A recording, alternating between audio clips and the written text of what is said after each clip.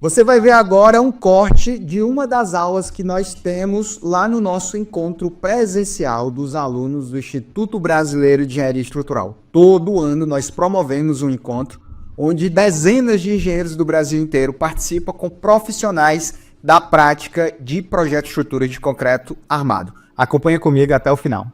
Na palestra de hoje a gente vai ter um aluno do IBE, o Lucas. Ele é responsável por mais de 250 mil metros quadrados compatibilizados e vai ser muito interessante de visualizar um pouco de como funciona esse processo, de como funciona a parte do BIM para projeto estrutural. Então, Lucas, venha para o palco, salve de palmas, pessoal. Eu vou estar trazendo um dos projetos que eu já fiz aqui em compatibilização e a ideia é a gente bater um papo sobre problemas que eu enfrentei durante a compatibilização, problemas que a obra enfrentou durante a compatibilização, como eu trabalho com a modelagem dentro de campo, né? Eu sou um projetista dentro de campo, eu consigo sempre ver em tempo real como é que é a dificuldade da obra, como é que é o funcionamento da obra, e eu tenho que normalmente atender o telefone a todo momento com dúvida de projeto, com incompatibilidade de projeto. Então, é uma coisa que realmente faz parte do meu dia a dia. Essa obra que eu trouxe aqui, ó, às vezes eu vou ter que dar uma parada de falar para mexer. Esse aqui é o Navisworks, tá? Para quem não conhece, ele é um programa da Autodesk mesmo para compatibilização. E esse aqui é o que a gente pode chamar de um modelo federado. Ele tem todas as disciplinas que é integradas nesse projeto aqui mesmo. E à medida que eu for passando aqui e for passando para vocês casos que eu tive de dificuldade, a gente vai conversando. Eu gostei de trazer esse projeto aqui porque ele é, de fato, um hipermercado, então ele é bem aquém de tudo que a gente trabalha no dia a dia, é algo meio fora do padrão. E a questão desse projeto aqui com a relação da estrutura é porque tem muita instalação. Eu tenho diversos tipos de instalações que conflitam mesmo, principalmente com a parte de furação. Esse tipo de obra aqui, ele normalmente é feito em pré-moldado, a laje dele é em estrutura alveolar e a cobertura é em estrutura metálica. Então, é muito complicado, nesse tipo de projeto aqui, por exemplo, fazer furações das instalações e não pegar num cabo protendido que tem nessas lajes aqui.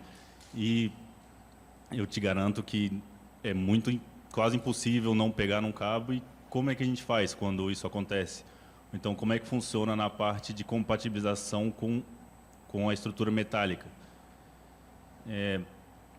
Essa aqui é uma obra de 30 mil metros quadrados. Tá? Ela está em execução no momento. E, vendo assim por fora, parece que não tem muita coisa, mas a partir do momento aqui, ó, que eu oculto a estrutura, a gente começa a ver que realmente vira um ninho aqui. E, basicamente, esse aqui é o dia a dia de quem faz compatibilização em BIM. É complicado de ver, mas depois que você entende, fica minimamente mais fácil.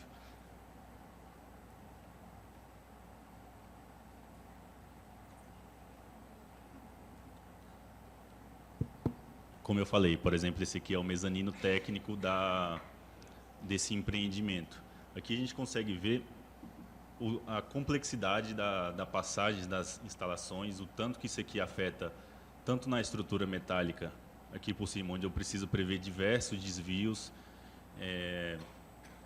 tanto quanto na estrutura de concreto mesmo, na parte das descidas, shafts, decisão de shaft é muito complicada aqui, ainda mais pelo fato de que, a partir do momento que tu decide fazer uma obra dessa, esse tipo de obra comercial ou obra de shopping, a cada dia que a obra não está pronta, o cliente está perdendo dinheiro. Então, muitas das vezes, você não tem a calma para poder fazer a compatibilização adequada, e ainda assim que você tivesse a calma nesse tipo de obra aqui, dificilmente, o que é um dos defeitos do BIM aqui no Brasil, dificilmente, com toda essa compatibilização, não dá problemas em obra. Mas como é que funciona esse tipo de serviço aqui com o BIM?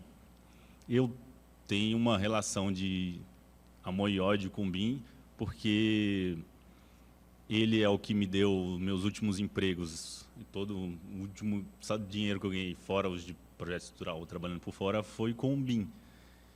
E eu acho uma ferramenta incrível, só que utilizada de forma muito precária para a gente ainda. Eu vejo uma obra que, nesse caso, repleta de instalações. Se eu olhar aqui, ó, é complicado até conceber o que está aqui em cima de tanta coisa que tem, e ainda assim é um projeto que passa por muitas revisões durante a execução, tanto dos projetistas de instalações, da arquitetura, dos projetistas de estruturas. Todos esses projetos eles estão vivos do início ao fim da obra, e mesmo esse projeto aqui que teve mais de 20 pessoas envolvidas, todos têm acesso a esse modelo, e ainda assim é muito complicado fazer com que tudo seja compatível e seguido na obra. Uma coisa que acontece muito é que, por exemplo, nesse tipo aqui de projeto, muitas construtoras ainda estão acostumadas a trabalhar com PDF, ou com o DWG em si. Por mais que você faça toda a compatibilização do projeto em BIM, o mestre de obras, o empreiteiro, ele vai estar olhando uma prancha. Dificilmente uma construtora ela tem conhecimento em campo para poder abrir o modelo, ver em que altura está passando a tubulação, em que altura está passando nas instalações, ou qual é a ordem mais coerente para fazer as instalações de cada ponto, de forma com que o modelo seja bem aproveitado. Então, mesmo com todo esse foco no BIM aqui, hoje em dia, a gente tem muita dificuldade para fazer a obra que ela siga realmente como está sendo modelado aqui, ó. Mas a vantagem de ter a ferramenta é que, de fato, você olhando aqui, por exemplo, pela estrutura, eu consigo ver muito bem onde eu precisaria, por exemplo, fazer os desvios aqui dos dutos de climatização, de forma com que essa peça aqui, ó, talvez vocês não conheçam, quem não faz projeto de metálica maior, essa estrutura aqui, que tem a função de terça nesse tipo de obra, é chamado de joist. Eu consigo saber aqui, ó, onde eu precisaria fazer os desvios para que nada das minhas instalações ou nada da arquitetura conflite com as joists que são feitas aqui na cobertura, ou então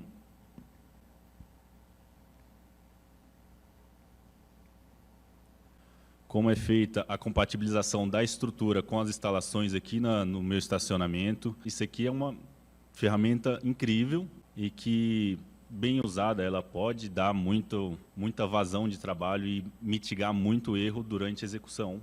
Cara, na verdade, minha dúvida é mais operacional do software, né? Eu estou vendo que você está usando o Navis aí, mas eu vejo muita gente defensora do BIMColab, né? Que fica mais leve, principalmente. O que você acha de diferente aí? O Navis faz mais coisa, né? O bom do Navis é que, quando você trabalha com toda a equipe, por exemplo, esse cliente aqui, tanto o corpo de engenharia e arquitetura interno do cliente, quanto nós, ou eu no caso, trabalhamos em nuvem. Então, o bom disso é que o Autodesk tem uma plataforma chamada ACC, que eu consigo abrir esse projeto lá ou fazer a colaboração em nuvem de todo o modelo, de todas as pranchas. Eu tenho um serviço muito mais integrado pela Autodesk do que o BIMColab me daria. Então, nesse caso, seria vantagem mais por isso.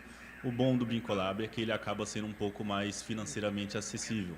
Só que, para esse tipo de obra aqui, a integrabilidade das equipes, das disciplinas, elas acabam sendo mais efetivas.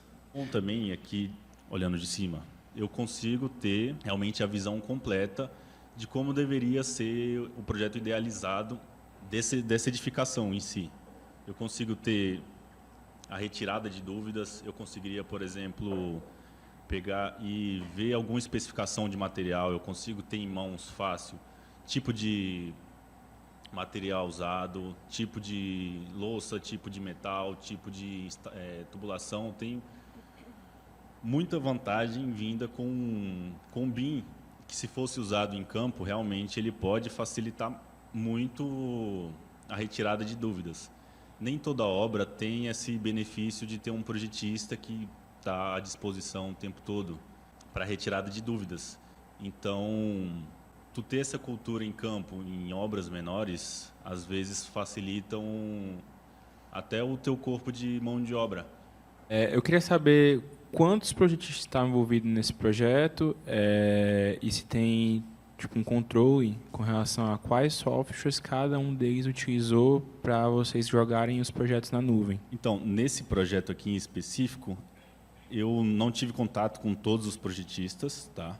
Normalmente a gente recebe pela plataforma através do cliente, mas eu acredito que esteja por volta de uns 20 a 30 projetistas diferentes, ou pelo menos de disciplinas, eu tenho certeza que tem 20 disciplinas diferentes aqui dentro desse projeto, contando com arquitetura, com climatização, elétrica, hidráulica, dados e voz, estrutura de concreto, estrutura metálica, estrutura moldada em loco, piso estruturado ou pisos especiais para câmaras frias. Então, cada cliente desse aqui tem sua participação e todos eles precisam seguir um negócio chamado BIM Mandate.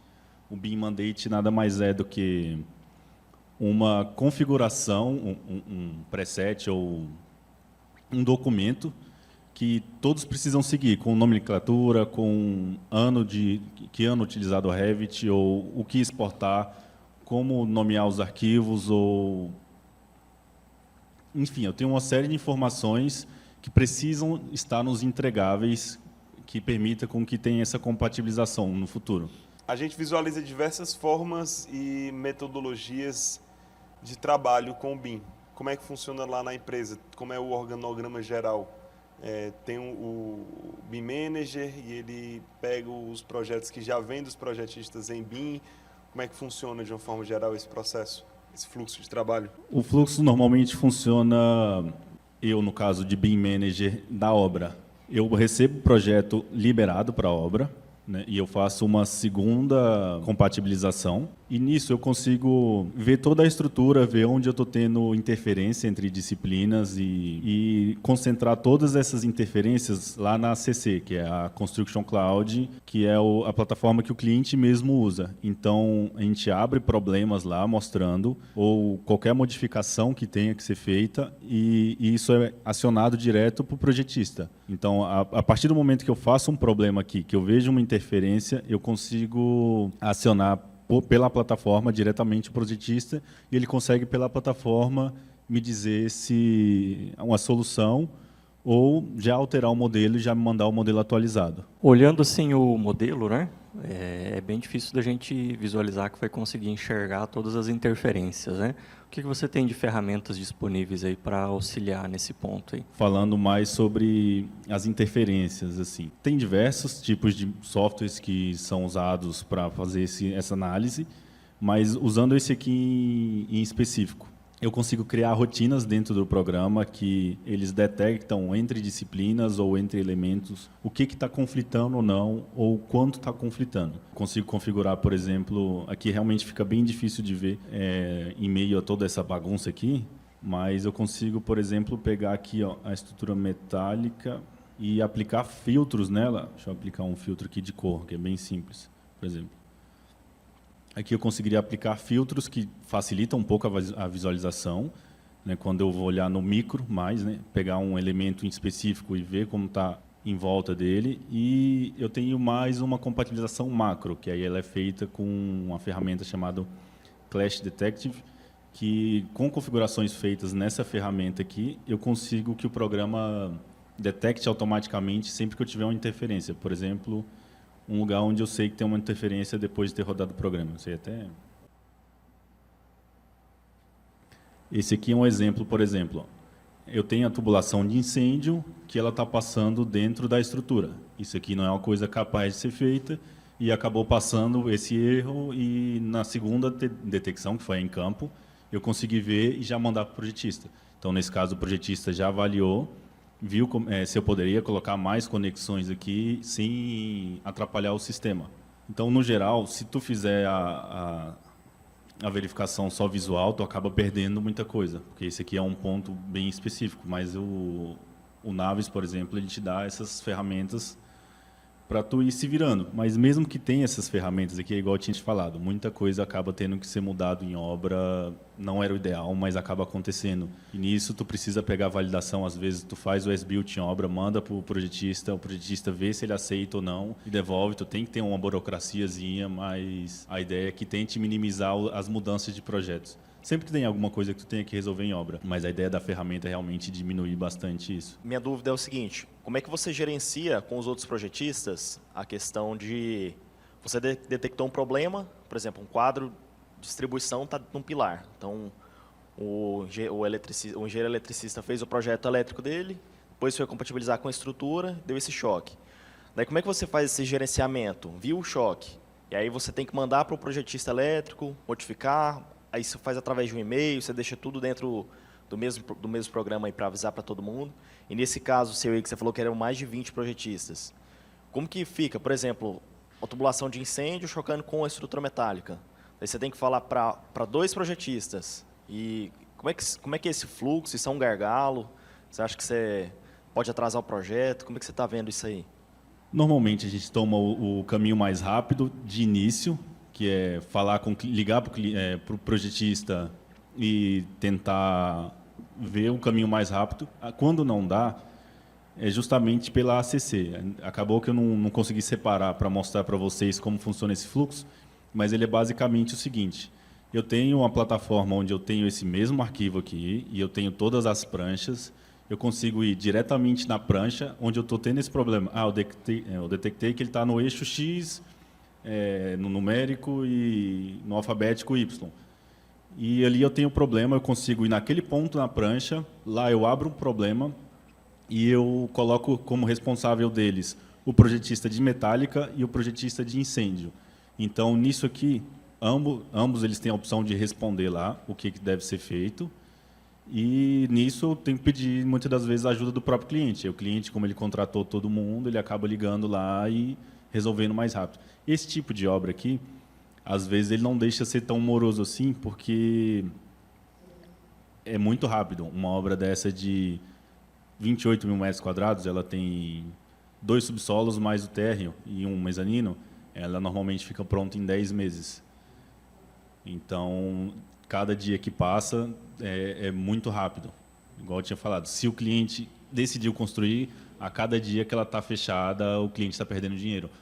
Então, a gente dá uma atropelada nesses processos, mas o ideal é que tu abra o programa, veja toda essa compatibilização e mande depois. Tanto é que o Marcelo, não sou bom de nomes, mas o que estava falando da parede estrutural, ele estava contando os casos da MRV. Eu já fiz essas compatibilizações para a MRV também. E aqueles chicotes lá de elétrica que ele falou, era um caso que acontecia muito lá no escritório. A gente faz, lá no escritório onde eu trabalhava, eles faziam um projeto elétrico, mandavam para o pessoal da MRV, eles validavam com o projetista estrutural. Se o projetista estrutural desse certo, a gente mandava o modelo e as pranchas depois. Então, sempre tinha esse ciclo. Aí a ideia é que, quando tu tem uma empresa que já seja mais avançada nessa questão de BIM, normalmente eles têm uma estruturação do que eles precisam receber e do que eles te cobram muito mais específica. Quando a empresa está iniciando mais, tu não tem esse BIM mandate, tu vai se virando, ou quando tu é projetista sozinho, tu acaba conseguindo se conciliar. Então, a partir do momento em que tu vai envolvendo mais projetistas, envolvendo mais equipes, tu precisa dar uma burocratizada para poder fazer funcionar. E isso justamente é o BIM Mandate, que ele te dá uma resolvida nisso aí. Como todo mundo está seguindo o mesmo norte, fica mais fácil resolver problema nesses casos. Eu vou tentar dar mais um exemplo aqui, sobre o que tu consegue ter nessa obra aqui em si. Uma pergunta, tu acha que rodaria só, eu não sei se todo mundo já viu, mas a parte de Clash do Navisworks, para o pessoal entender um pouco da parte de sensibilidade, de quando tu escolhe um projeto para colocar outro, tu consegue dar um panorama só para o pessoal visualizar um pouco como tu, a partir do Navis, consegue prever alguma incompatibilidade? Provavelmente, como eu não configurei aqui de pré-pronto, ele vai dar inúmeras incompatibilidades até entre estruturas, mas eu passo aqui e dou uma uma passadinha rápida. Como é que ele funciona? Eu conseguiria abrir aqui, ó, essa aqui é uma ferramenta chamada Clash Detective, que ela realmente é feita para pegar interferência, pegar tudo que eu tenho de interferência entre disciplinas, e eu conseguiria aqui, ó, na aba de regras, criar regras onde eu consigo verificar, ou que o programa verifique automaticamente o que eu tiver de interferência. Aqui nessa aba, por exemplo, eu estou fazendo uma compatibilização entre elétrica e climatização. O ideal é que tu crie uma rotina para verificar entre todas as disciplinas. Tá? Eu vou ter que, por exemplo, criar uma entre elétrica e automação, entre elétrica e estrutura, entre elétrica e climatização. Tu precisa ter um corpo de análise de cada disciplina, entre cada disciplina, e a partir do momento que eu faço isso, eu consigo definir qual é o tipo de... Esse aqui é a tolerância. De quanto um elemento entraria em outro, que ele daria um clash, ou uma interferência, e como é que ele funcionaria. Eu vou tentar dar para rodar aqui. Pode ser que ele trave, se ele não travar, eu consigo mostrar para vocês. Tá, nesse caso aqui ele acabou dando 126 interferências, ó. Mas aqui ele já conseguiu pegar exatamente, deixa eu tentar diminuir aqui para ver menor. Aqui ele conseguiu pegar exatamente onde eu teria interferência entre elétrica e climatização. Ó. Deixa eu tentar tirar a metálica aqui para ficar mais fácil de enxergar.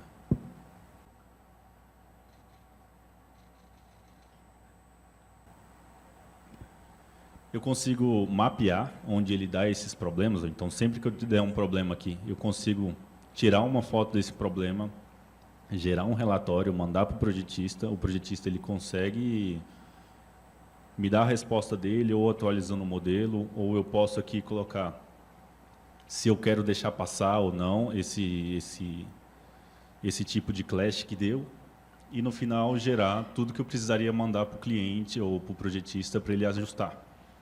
Então, o programa ele faz aqui, ó, a interferência na estrutura inteira. Eu conseguiria gerar diversos desses relatórios aqui, e eu preciso saber calibrar, por exemplo, quando faz sentido ou não essa interferência. Se eu tiver aqui, por exemplo, um eletroduto chegando num quadro, eu entendo que ele deveria chegar no quadro, mas o programa não entende que um eletroduto deveria chegar. Então, eu posso optar se eu mando para o projetista ou não. E isso é feito com todas as disciplinas. Ó. Por exemplo, eu consigo ver realmente. Ó, aqui eu teria uma incompatibilidade entre duas disciplinas, e nisso eu precisaria mandar pela ACC. Eu consegui até mandar para vocês depois um vídeo de como é que funcionaria essa compatibilização dentro da plataforma. Acaba que eu não consigo mostrar aqui porque não deu tempo de ocultar as informações do projeto, então é mais fácil que eu mande para vocês um vídeo depois. E, Lucas, daí quando tem a incompatibilidade, tu manda direto para o Construction Cloud, né? Isso mesmo. Eu conseguiria, igual eu falei, normalmente é mais fácil ir direto na planta baixa da disciplina e mostrar do que eu mostrar no 3D, porque ele acaba sendo uma visualização muito poluída. Não, normalmente a gente vai na planta baixa, marca na planta, no PDF mesmo, que está dando uma incompatibilidade nesse ponto, manda por exemplo, eu consigo tirar um print dessa incompatibilidade e mando para o projetista. Se for algo muito simples de resolver, por exemplo, nesse caso aqui eu entenderia que, se eu desse uma analisada melhor, se eu conseguiria movimentar esse elemento um pouquinho para o lado em campo, sem afetar na estrutura. Então, aqui eu entendo que eu não precisaria mandar para o projetista, mas se for algo realmente muito discrepante, aí a gente manda pela plataforma mesmo. E outra dúvida, que é uma dúvida que tem um pouco de discussão dentro do mercado de BIM, é muito sobre o OpenBIM, os arquivos IFC. Você costuma trabalhar de forma fechada ou aberta? É tranquilo para ti fazer essa parte de interoperabilidade entre os sistemas e pegar arquivos de outros softwares e tentar colocar no Navisworks? Como é que tu recebe dos projetistas? Ou o BIM Mandate especifica que tem que ser o arquivo de Revit a partir dos projetistas? Como é em relação a isso? O Navis ele aceita bem os arquivos em IFC, só que uma coisa que eu vejo como problema também é que as empresas pedem o IFC, mas normalmente elas não pedem como elas querem receber o IFC. Então, eu vou até ver se eu consigo exportar aqui. Aqui ele não vai deixar fácil, porque esse aqui é um arquivo federado. Mas quando eu coloco para exportar um IFC, eu sempre tenho inúmeras informações, inúmeros tipos de IFC, que o que a galera normalmente faz é pegar o primeiro que está mais lá em cima e mandar. Então, sempre quando, grande parte das vezes, quando eu recebo um arquivo em IFC, eu preciso mandar mensagem ou mandar um e-mail para o projetista e falar para ele como eu preciso receber esse IFC para eu não ter perda de informação. Porque como eu trabalho dentro da obra, pegar a quantitativo de materiais normalmente é uma coisa muito importante lá para a obra. Então, o IFC ele acaba te limitando um pouco se ele não for bem exportado. Pronto, eu tenho uma dúvida aqui, ó, a Frane, que mandou. Boa tarde. Eu vi que tu gerou o relatório de 2 disciplinas, né? Gerou aí na faixa de umas 128 clashes. E tem várias disciplinas, você comentou que tinha umas 20 disciplinas nesse projeto completo.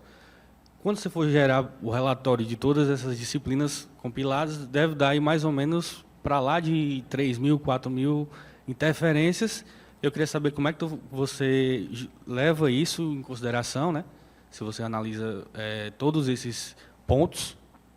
E quanto tempo tu leva para, por exemplo, iniciou ali a compatibilização, entreguei tudo compatibilizado, para assim dar o pontapé inicial para estar liberado, vai começar a obra, entendeu?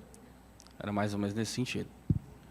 Como eu disse, o programa, apesar dele ter dado 126 interferências aqui, o programa ele não sabe exatamente o que dá interferência ou não. Algumas coisas tu pode relevar e outras não.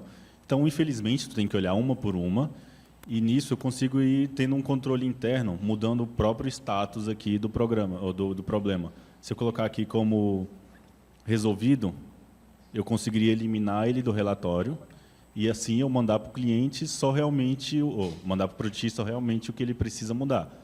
É uma coisa amorosa, normalmente um projeto desse aqui, para fazer a compatibilização de uma disciplina só, entre outra, acaba levando um dia para cada sessão, por exemplo, 1 a 2 dias para fazer, por exemplo, elétrica.